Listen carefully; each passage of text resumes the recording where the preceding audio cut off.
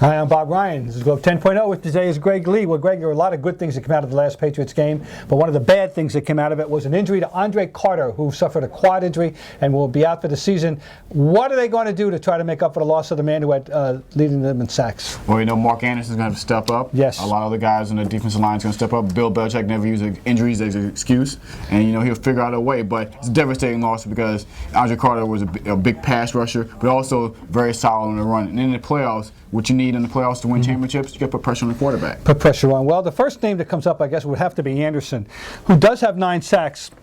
8 of them in wins, 1 in a loss, and who's established a reputation early on as the victory cigar. He seemed to be getting those ceremonial sacks in the fourth quarter, or teeing off on quarterbacks when they had to throw, etc. And really not, and it was kind of a standing joke in the press box that that's what he was doing. Of late, though, he seems to be showing a little bit more than that. But he really has to become a big-time player now, doesn't he? Well, there's no choice because there's no other. Who are the options on the outside, on the end, who can put pressure on the quarterback on the edge? Yeah, no, they aren't. So, no, you're looking at and of course now that they're going to go perhaps more readily to a 3-4, right?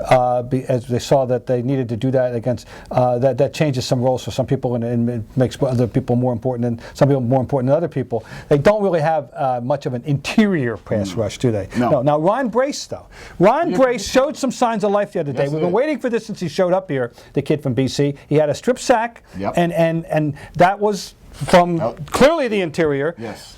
Is it too much to ask that he become a prominent member of this team? Well, Bill Belichick will always mix and match. You never know. If Ron Brace steps up in the middle a little bit more, he can mix and match and sometimes move Wilfork to the outside and use him That's to the try other to thing. rush. So Vince is more versatile than we realize sometimes. Yes. And he's having another fine year, Vince Wilfork.